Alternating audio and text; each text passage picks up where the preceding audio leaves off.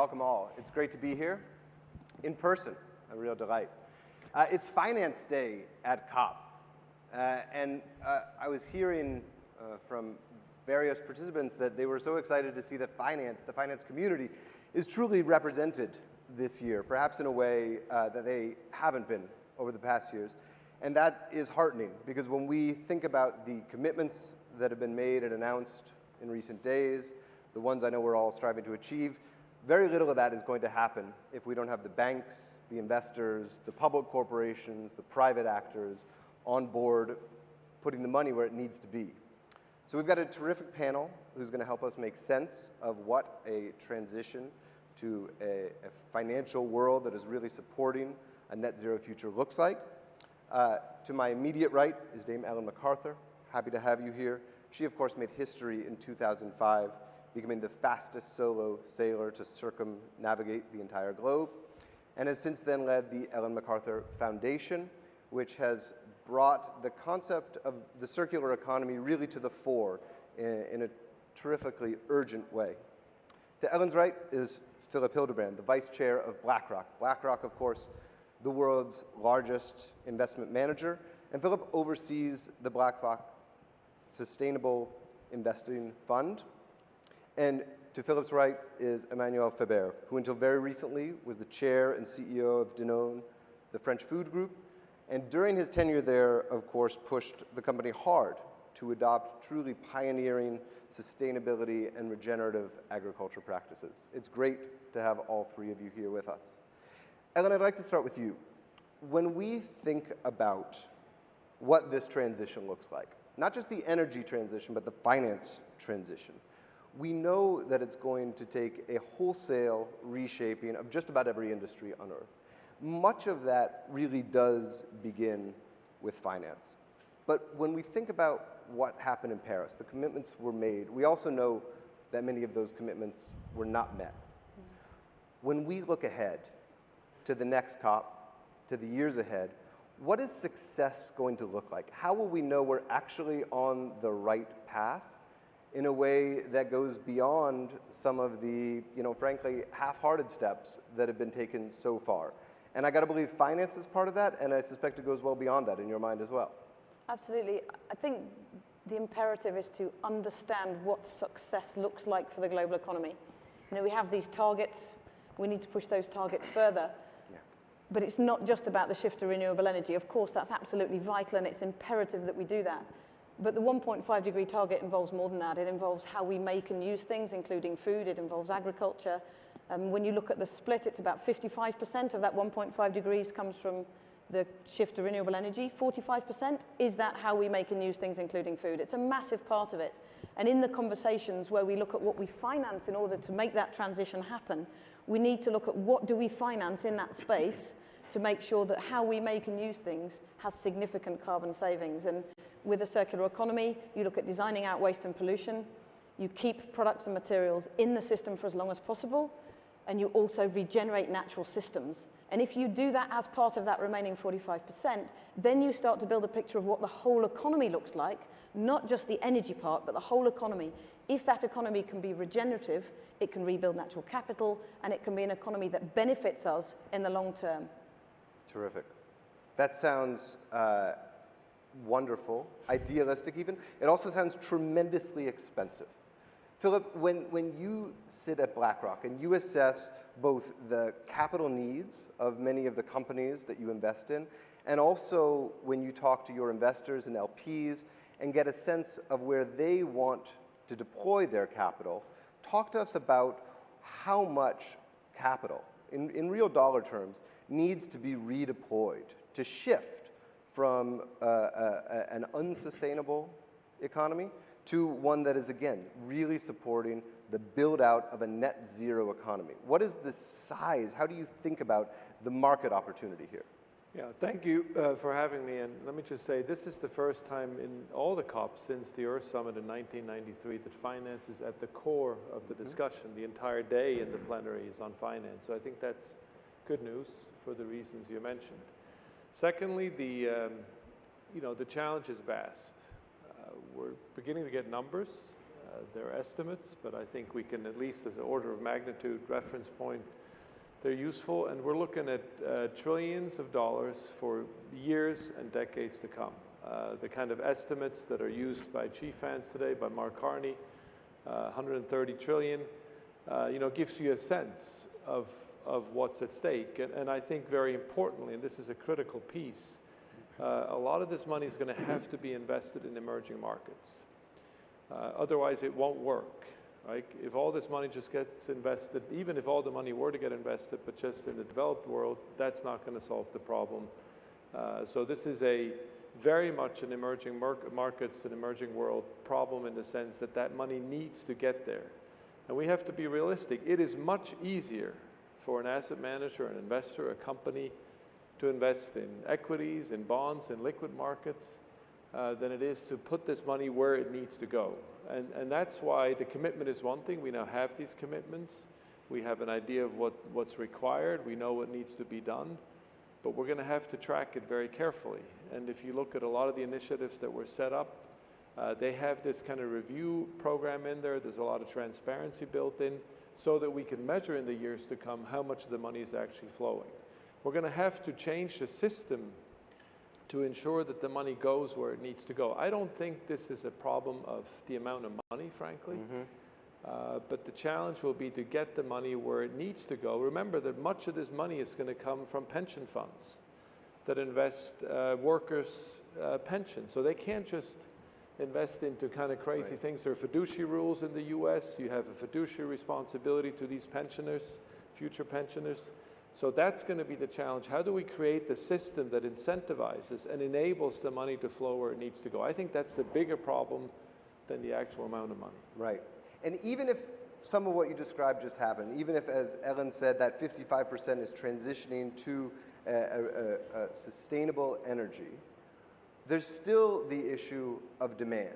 And Emmanuel, I want to ask you about what it looks like from the vantage point of inside a major multinational company. Because again, even if we make clean energy accessible, you still have to have major energy consumers, corporate actors, ready to use it and ready to really embrace it and lean into it. That demand side has to be really potent. From the vantage point of a CEO sitting in the boardroom, what does it take? What are the most effective levers that you found inside a major corporation to make that transition, to get the company to a point where it was prioritizing not just quarterly reports, not just the next quarter's earnings, but actually these longer-term investments that would have a chance of helping the world transition? Yeah, well, thank you, David. It's a great question.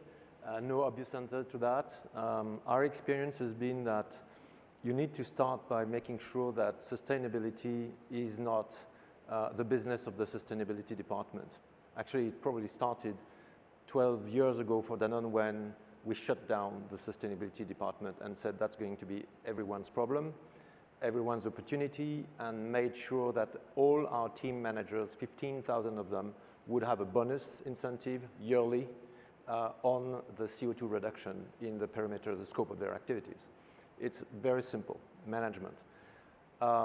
It was, I think, possible as well because we realized that the carbon that the intensive agriculture system was extracting from the soil was not only a problem for us in terms of not saving the planet, but certainly not being the right custodians of the soil health, which is basically the only way that food companies that use the soil, basically, that can be textile, cosmetics, and big retail industries, those companies would not have a business 30 years from now if we don't take care of the soil health, and carbon should be down back into the soil because this is about 60% of the organic matter in the soil that makes the soil health. And soils are degraded all over the world, emerging and developed countries likewise. So when you realize this, you start discussing about not something that is totally stranger to the company's strategy, but really about how long should we invest for? What is the scope, the ecosystem in which we should be investing with the money of our shareholders? And the last thing we did was to decide on a voluntary basis to create an extra IFRS metrics, which was a carbon scope 3 adjusted earning per share, which really started a fantastic conversation with our investors because it was sort of putting a quantitative approach to how much we did not invest for the future of their business ultimately. And some would say, well, you know, not today. Some would say, oh yes, that's really urgent. But we finally had that conversation. And this is one I think I'm so excited about. We heard this morning actually at the Finance Day that IFRS metrics are going to come because I think it's really about the metrics that will resynchronize the global financial markets with the need for business to go through the transformations that Hélène was mentioning before. We need these granular metrics to be discussing with the global financial markets so they allocate that money, as Philip said, in a manner that is consistent with where it should be going and how long it should be going. Yeah. Hélène, please. I was going to pick up on 2 points. One was you said this is going to be expensive. Your final comment after my comments. What is the price of carrying on as we are? Which picks up from exactly where Emmanuel was. Right. Business as usual does not work in the long term. Yep. You know, we have an opportunity to be restorative and regenerative, to imagine the value of a business that is contributing. Imagine the marketing story to that business that's contributing. Imagine that business actually has a positive impact on nature through the procurement of its food because it's working with Regen Ag and it's rebuilding the soil. That's a really positive business story that makes that business fundamental to the way the economy functions. It's not a bolt-on, it's not a sustainability department. This is the way the business functions is regenerative and restorative. Absolutely. And yet, we all know that that transition between where we sit today and that idealized future you just portrayed is going to be difficult. And in the near term, I think there could be lower profits for some in the corporate world, for some investors. And it's something I want to hear from Philip about in just a moment. But Hélène, talk to us just a bit more about agriculture and food, because jumping off what Emmanuel said, you also said, again, 55% energy, sure, but then there's the rest of the economy as well. When you think, though, about opportunities in agriculture and other industries, talk to us about where those easy wins, frankly, from a financial perspective, might be. Because I think everyone understands that, you know, with clean energy costs coming down, it's starting to become, you know, in certain markets, you're having parity, you're able to make a relatively reasonable and quick return with clean energy. How does that work when we're talking about regenerating soil health? What does that look like when you're talking about reformatting or upgrading physical buildings? I think it's really important you made that point that it's not just soil health. That 45% is how we make and use things, including food. That's steel, cement, plastics, built environment, it's everything. So there's a massive opportunity to make that system circular. When it comes to agriculture, you know, for billions of years, everything biodegradable has just gone back to the earth and it's regenerated that soil. It's been the carbon sink that Emmanuel mentioned. We've broken that with the Industrial Revolution. We take, you know, minerals, we create fertilizer, we degrade the soil, the soil is washing into rivers. That soil is, you know, our study we brought out in January 2014 is a $40 billion cost, US dollar cost annually just through the degradation of soil, the cost to the economy, looking purely at the numbers.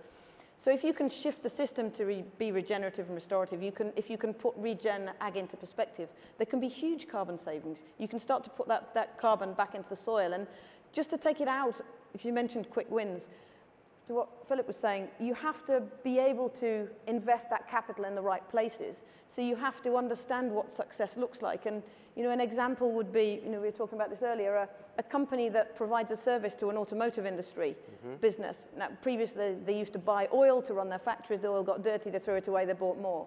There are now companies that take that oil, they clean it, they send it back to the factory. That's a beautifully circular company, which is, you know, very investable, which should grow. It's a perfectly circular model, but how do you find that to invest in it, to build that future system that enables circularity and the regenerative nature of the economy? And that's the question. And I think identifying some of those opportunities, I got to believe, is the work of firms like BlackRock right now. You are looking high and low for those. I want to talk more about sort of where you want to allocate capital, Philip. But first I need to ask you about sort of a discussion that I've been having over the last week or so. And it's something that came, I think, to the fore last week in Saudi Arabia when Steve Schwarzman from Blackstone and others started making the case that the divestment movement and ESG concerns, we're having the perhaps sort of counterintuitive effect of rising energy prices in the near term. Does that square with your understanding of what's happening in the global energy markets right now? That the withdrawal of pension funds, of endowment firms, money, capital, is actually making it harder for producers to drill and extract fossil fuels in the near term? Well, I think we have to distinguish between different markets. It's not just, oil, gas, everything has gone up. Food prices, lumber prices, as you know. A lot of this is linked to the restart of the global economy after the pandemic. So we have to be careful not to kind of mix things up too much.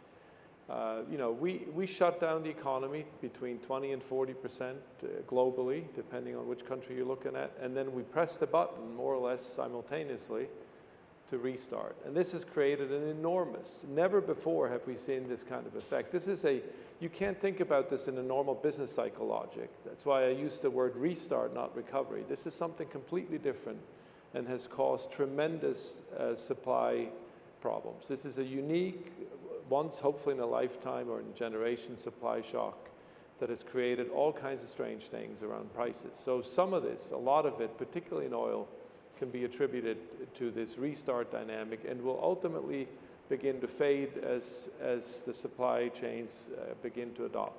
Some of it in other areas, in certain energy markets, is certainly linked to the fact that we've seen underinvestment in previous years. And some of that is linked to the anticipation of the transition. So I think the challenge here is, this is part of what happens. One way to get the green premium down is to have fossil fuels become more expensive. Right. The trouble is we also have to have new supplies of energy if we want, in the future, in a new economy, be able to come here, drive, travel, turn on the lights. And that has to be, I think, the premise of this transition, at least for the time being. So I think the key is, what people have alluded to, is we've got to also focus on increasing supply of clean energy very aggressively, and that requires investments. And we shouldn't be surprised. We shut down the economy. We turned on the same economy 2 years later. It hasn't changed, and so this is what's happening. What does that split look like in the near term? I mean, can we boil it down to a fractional ratio in terms of how much money you believe should be going to near-term fossil fuel production and how much should be going towards the development, the build-out of true sustainable energy? This is the sticky point that a lot of the NGOs don't like. They want us to shut down immediately all fossil fuels. I'm simplifying, but that is in many ways the kind of the conflict you have between those that talk about transition and those that talk about immediate divesting. I think if we were to do that, we've seen we would have a very disorderly transition, including significant political fallout. So in a way, unfortunately, but it's a reality, we're going to have to transition, and fossil fuels will be a part of the global economy for some time to come. Yeah. And that's the challenge. We had fascinating meetings with many NGOs where we had great dialogues here. This is where the rubber hits the road. This is where you have kind of two visions collapsing. I think we're getting a flavor, frankly, of what we're seeing right now. Some of it linked to supply chains, some of it linked to underinvesting in the past. We're beginning to get a sense of what a disorderly transition could look like. And I think, we all have a vested interest in creating a fair and just transition that does not lead to major political and social fallout. Okay. So this is a very delicate balancing act that we're all engaged in. And, if you want a radical view to say, I don't care what happens socially, politically, I don't care if extreme governments come back into power as a result of some of these distortions, but I think that's a very dangerous path. Yeah. So unfortunately, part of transition is to continue to see some investments in fossil fuel. Thank you. Emmanuel, we just talked about rising energy prices. When we spoke earlier, you said we don't pay the true cost of food. Can you talk a bit more about what you mean by that? And if that is the case, and we're moving towards a more sustainable agricultural system, how do we avoid letting food costs rise in tandem with energy costs, which of course could create more societal disruption as well? Can we have a more sustainable agricultural system without it raising prices on everyone? On everyone, I don't know, but I think the general answer is no. Because as you just said, we are not paying today the full cost of food.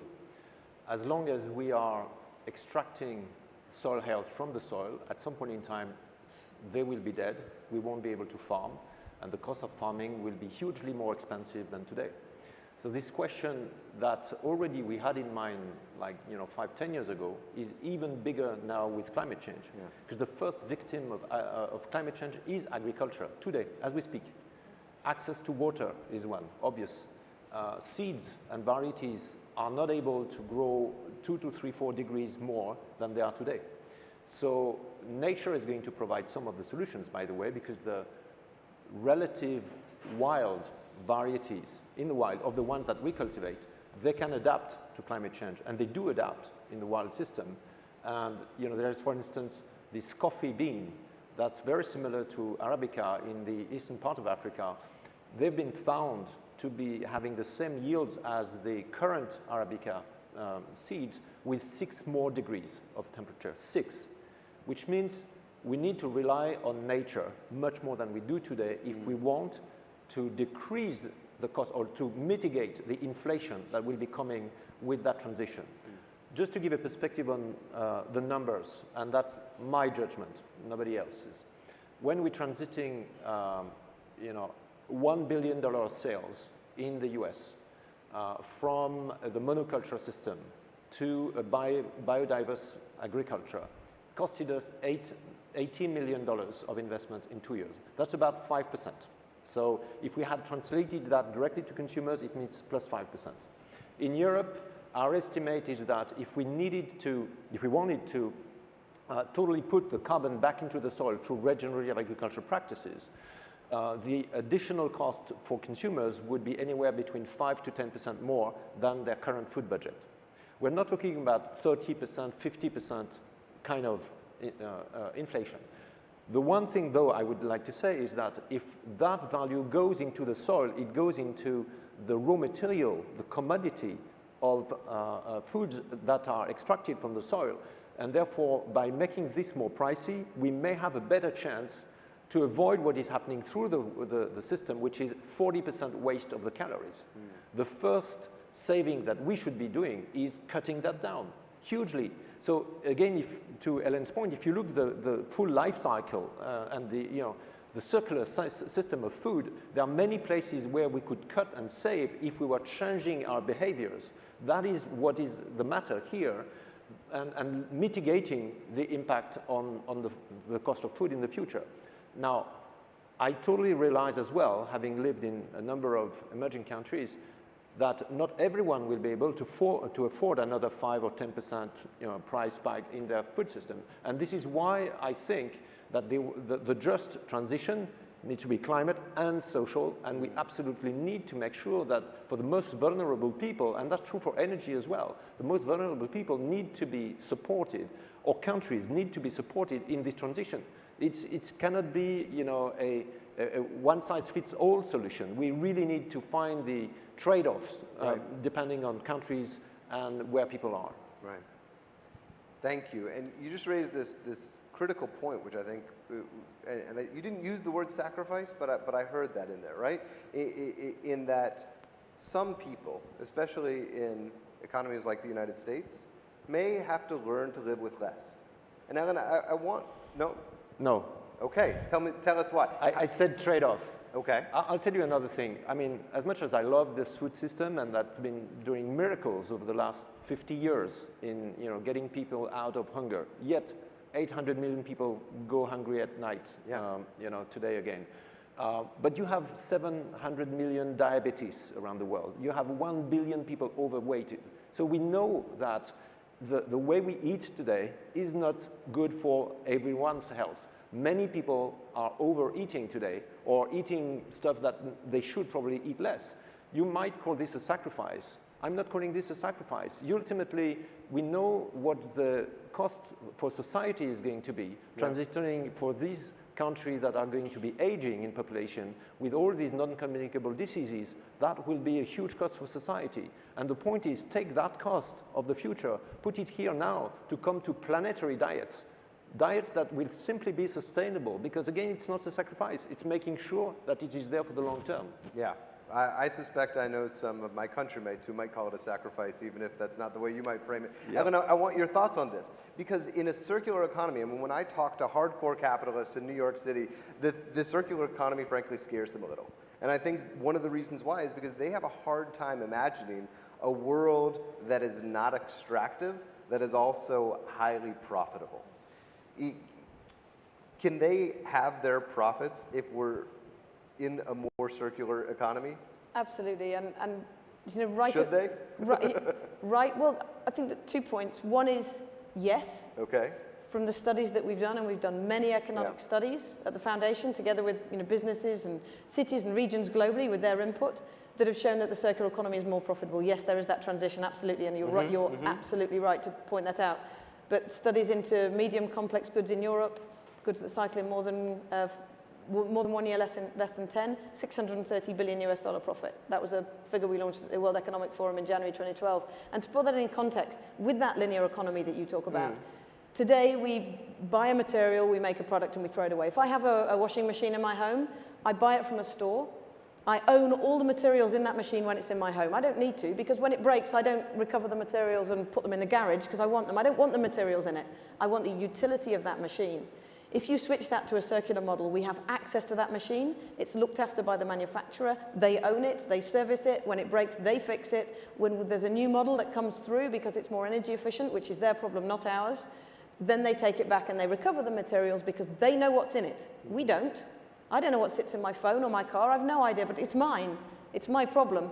But once you switch to a circular model, they know exactly what sits within their assets that sit within their system. And because they are no longer tied to buying those new raw materials to make their profits every time, which is currently the case in so much of the global economy. I remember a conversation January 2012 at Davos with one of the biggest European car manufacturers, and he was saying that the raw material costs in the previous 12 months, the materials they have to buy to sell their cars and make their profits, had gone up by 500 million euros. Now, they have no control over that, and that's your bottom line. So once you switch to those circular models, you own your assets. They sit within a system. People pay to have access. They don't have the problems of things breaking because someone else sorts that out. You have a system that works. The people who know what sits in that vehicle can extract it because it's theirs, and then you build that cyclical model, which, yes, is beneficial to them because they're not buying the raw materials to make the money and speed up that conveyor belt that you either speed it up or you make more with less, which, as we know, doesn't work in the long term either. And then for the user, I don't have to buy the metals in my car. I don't have to own them. I have access. And the whole model shifts, and that has shown in all our economic studies to be beneficial to both the manufacturer or the owner of those components and those vehicles and the person that uses it. It's a win-win situation, and it's worth trillions of US dollars. And the fund that Philip's involved with absolutely shows their people are looking to invest in future solutions. And the circular economy is about innovation, creativity, and business models that really do run in the long term, be it in agriculture or automotive. We're going to have a separate session just about what sacrifices, if at all, some of my countrymen and other people in the developed world are going to have to make, because I have a hard time imagining the future that we're describing up here on stage without it entailing a reduction in some of just the consumption. But if business is... I think it's the wrong frame. Okay. I think you have the wrong frame, and I'll tell you why. If we don't act, okay, imagine a world, all these sacrifice framing discussions kind of compare to the world unchanged. But the reality is, if we don't act, the future is going to be one where climate change continues and gets worse and worse and worse. And guess what? Over the next 20 years, that means we would lose something like 25% of global GDP. Okay? That's the alternative. The alternative is not what we have today. It's a world with a decline of GDP, a loss of global GDP of 25% over the next 2 decades. Imagine what that does to any company's profitability. Imagine what it does to the politics in any country. Imagine what it does to most people's net worth. Style of living, quality of life. So this is not, the alternative path is not just continue as it is today. And so the word sacrifice is wrong because the real sacrifice would be to do nothing and experience a world where we have a 25% loss of GDP globally. And once you frame it in that sense, then you start to see that actually this is an opportunity. And this is what, you know, the almost 10 trillion we manage, it's not our money. Every single dollar is our clients' money. The way we can get our clients to get to the right place in terms of investing with sustainability at the core is by explaining that the alternative is a dramatic loss of profitability, of wealth, of health, and frankly of performance in a portfolio. Once, what we have seen, once clients understand this, once you give them the analytics behind this logic, then it becomes much, much easier to look at things like the Circular Economy Fund, like integrating sustainability factors, like changing the ETFs, like investing in private markets that invest in some of these transition projects. But you have to frame the reality of the world we live in, that it will not continue as it is today. It will be a very bad world for almost all of us if we lose 25% of global GDP over the next 20 years, including, and this is the point you made, you know, the social and political ramifications of this. And I think we should not underestimate that.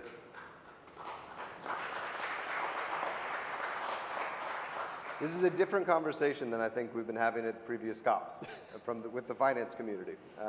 Things are changing.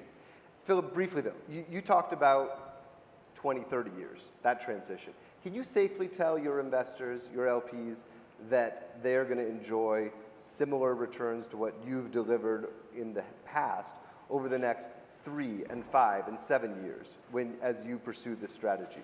Or are they going to have to, you know, I don't want to say sacrifice. I know I'm not allowed to use that word anymore. But is there going to be a transition where they might have to realize lower profits? Yeah, so I think the reason why finance has been so galvanized, and I remember I was on a panel at the World Economic Forum, probably 2018, with Al Gore, and this is when it started, you know, in a sense the people began to recognize that this is no longer about a trade-off of value for values. That was, remember, sustainable investing has existed for decades, but it was a niche market. Why? Because it implied that you were going to sacrifice performance if you wanted to pursue a sustainability or a moral or a durability goal. What we have realized now through research, through actual numbers, because of what I just mentioned earlier, that's the wrong framework. Climate risk is investment risk. If you ignore climate risk, you will have a worse portfolio than if you integrate it. So I think this has led to a complete mind shift and has begun what I would call a tectonic reallocation of capital. I believe we're going to see the largest reallocation of capital over the next couple of decades that humanity has ever seen, because people are beginning to realize, if I want to protect my portfolio as a fiduciary, if I want to protect this pension fund asset that I'm managing, you know, I have to think about how I incorporate these sustainability factors into the portfolio. So it's the logic has changed, and by the way, academic work is showing this. We're seeing it in performance. That doesn't mean you won't have short-term periods where perhaps fossil fuel outperforms, but I think if you're managing pension funds assets and you have long time horizons, 70% of the money we manage is pension money. So by definition, we have to have a long-term view. Then you see very quickly that no matter how you look at it, it makes sense to do this. Okay. Emmanuel, how do we make sure that public company boards are insulated from some of the pressures of the short-term public markets? And you know this well. You were at a situation where you had the support of your broad base of your shareholders, but an activist came in, activist investors, hedge funds came in, demanded short-term, things went where they went. And I got to believe you have thoughts after the experience you went through on how you can make boards and public companies more resilient and better insulated from those short-term pressures. Yeah, well, it's a good question. I think we're back to what we said earlier, which is that as long as you're making sure that sustainability and long-term is part of the strategy and not as a nice to have, I think you're putting that on the agenda of the board in a big way. And we see that all over the place now. So boards, CEOs, chairpersons are more and more in this mindset that Philippe has just described, which is there will not be business as usual, maybe not because of the pandemic or not. That is still, I think, could be debated, but certainly because of climate change. You know, when big insurers tell you that a world at 4 degrees cannot be insured, it just means what it means, no business. And we are all on insurance, one way or the other. So I think there will be this gradual perception that ESG is actually at the core of what boards should be looking at. And we have been pioneers, but I think the route is open. And I'm absolutely certain that this situation will improve over time. The second is going to be the metrics, because again, we were the first to come up with this simplistic Scope 3 carbon emission metrics adjustment of our EPS. But if that was going to be a norm, one way or the other, there would not be a question of actually discussing that this company is doing that, but you know, I can't compare what the other companies are doing or the other sectors I'm doing in my capital allocation as an investor. And so I think the metrics, the fact that metrics are now front and center on the discussions is certainly going to make the board much more resilient to someone coming in with a creative idea. Yeah, thank you. Ellen, what is the one thing you would most like to see the financial community do in the next year? You have their attention, perhaps in a way that this community never has. When you think about the role that BlackRock and the banks and the institutional investors play, what are their action items for the next 2 years to really start kicking this transition into high gear?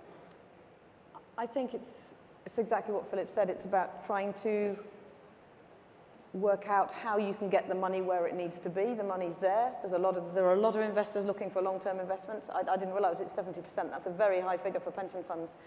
So how does the money get where it needs to be? And in order for that to happen, there needs to be a real understanding that we're not talking here about sustainability investing, as we discussed, which was kind of off the side.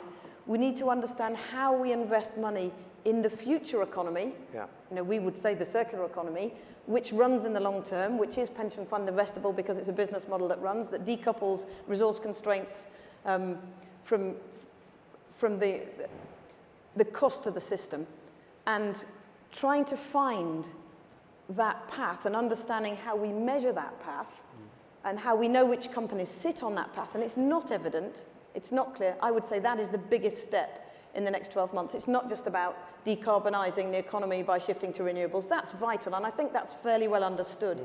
But the conversation needs to broaden to how the actual economy, in the way that it runs, builds soil health. So when you buy a ready meal, it says on it, this is nature positive. Yeah. The consumers get it. They can act in that system because the system has changed to enable them to act. Yeah. Same around plastics, same around low carbon, same around access to vehicles. So how do we identify what those sectors are and understand, most importantly, that they are part of the actual economic shift to a future that can really run in the long term, which is obviously massively less carbon intensive. Terrific. We're about to go to questions. I think we've got a couple from the live stream, and we're going to make time for a couple from the audience as well. We're first going to go to the live stream.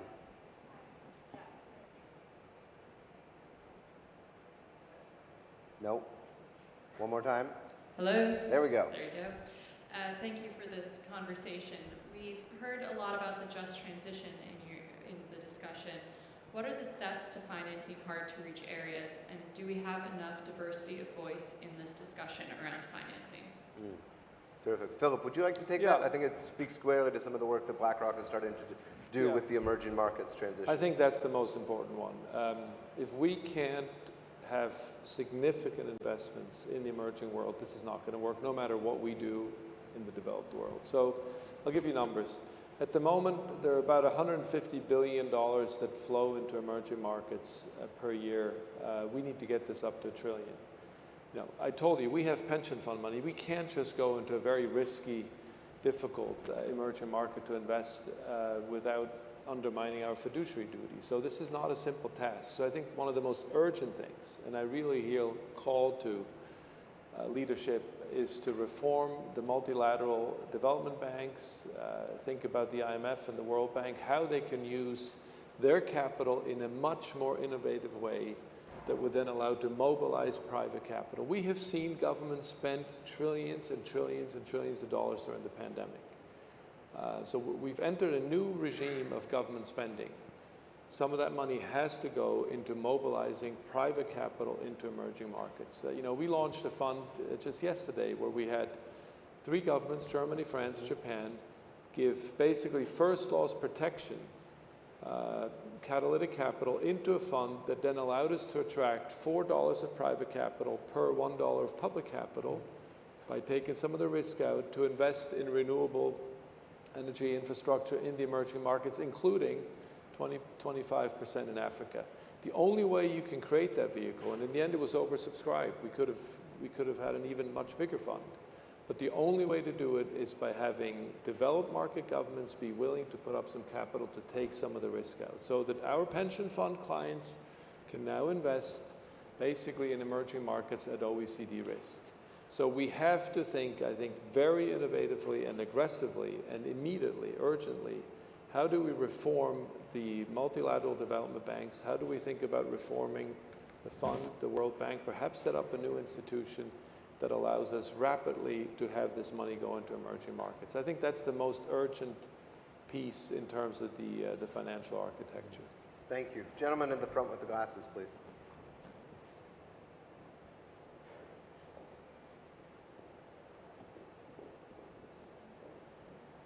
Hello. Hi. My name is Julian. I'm co-founder of a startup called Saltico. We make textiles for the fashion industry, harnessing regenerative agriculture. My question is, how do we encourage more textile manufacturers, material manufacturers for retail goods to inset more sustainability into their supply chains using financial tools and methods, as opposed to relying on carbon offsetting methods and things like that, which in some instances haven't been seen to be very successful? Ellen, would you like to take a stab at this? I think that's a really interesting question, and at the foundation we work on various systemic initiatives. We've done a huge one on plastics and plastic packaging. We're working on another on fashion and another on food. And what we've seen is it comes down to that, what does success look like? For example, in food, we're beginning to see companies compete on nature-positive food. So actually the message going out to consumers is, if you buy this, you will be benefiting the world. That's a really easy consumer choice, and it's clear, but it needs a massive amount of work upstream with regards to understanding when they procure those products, who they're procuring from. You need to measure on the farms how that is being grown. Obviously, that completely applies to the growing of cotton or the growing of different materials, viscose. From a fashion perspective, it's land use, as Emmanuel was talking about. So I think there has been a sea change in our approach with regards to competition within companies. It's not just a case of competing on price, and it won't be in the future. We're starting now to see that sea change. We are competing on our product from a positive perspective. That then creates the competitivity in that space, which demands the change of the land use. And if we have the big players doing this, then the whole landscape will change. Now, that doesn't answer all the questions, and it doesn't provide all the measurement that's needed in order to make those right procurements, but it's a sea change in the way the challenge is approached and therefore turned into an opportunity. Emmanuel, I suspect you may have a perspective on this as well, given your work in the agriculture sector. Yeah, I guess 2 very quick ones. One, you will never save your business with carbon offsets. Your business can die, and you will end up that way. So it's a fundamental business judgment to exercise that you want to actually regenerate the soils that you're using. And the second is there will be jurisdictions where there will be a difference between carbon offset and actually carbon decrease or restore in the soil. And Europe is going to be part of that. There's still lots to be done about the common agricultural policy, but there is clearly now a trend that there will not be the same incentives for going for carbon sequestration on one side and carbon offsetting on the other. And ultimately that may end up into reporting into this, which will mean that for consumers, other stakeholders, potentially investors, they will not look at it the same way on the offset and the reduction. We are going to do this fastest you can ask your question, and then we'll do a very quick reply. Please, in the front row, yes. Hello everyone, my name is Owen Kaploun from Fossil Free Israel, and I have a question for the Vice Chairman of BlackRock. Do you think there should be a government regulation that bans investment in fossil fuels in pension funds? Thank you. At the moment, I think we have to be very careful with divesting strategies, because if they, if the end result is that we would divest, and then a private markets company that operates under less scrutiny, under less pressure from public markets, less regulation, less transparency requirements, simply buys up such a plant or a company, we don't solve anything. I know this is not what many of you want to hear, but that is the reality. If you look right now at the moment, the amount of transactions going on of private market entities buying even coal companies, fossil fuel companies, I think is very worrying. So one of the things, and Mark Carney emphasized this morning, we have to make sure the IFRS new rules that are being put up, the transparency requirements on the regulatory side, that market as a whole is covered, not just public markets. If you put massive pressure on public markets and public companies and use that as the main lever, this is going to be the biggest arbitrage in capital markets that you've ever seen, and it will not solve any problems. And so I think it's, our view is we need to transition, but the transition has to be fair and just, and so we need to work with these companies as asset managers to insist on transition plans, to insist on science-based targets in terms of reduction of emissions, and just divesting and then ending up with that asset in the hands of a private market operator who is not under pressure, or much less so, I think would not be in the interest of a fair and just transition. So this is a challenge, so my short answer is no, but I wanted to elaborate a little bit as to why it's not as simple as it might sound. Well, it was an appropriate question to end on, because I think it speaks squarely to the challenges in the near term of financing this transition, and in the long term of hopefully getting where all three of our panelists I know want to arrive. So thank you to Emmanuel, to Philip, and to Ellen. Thank you all. Thank you, David. Thank you.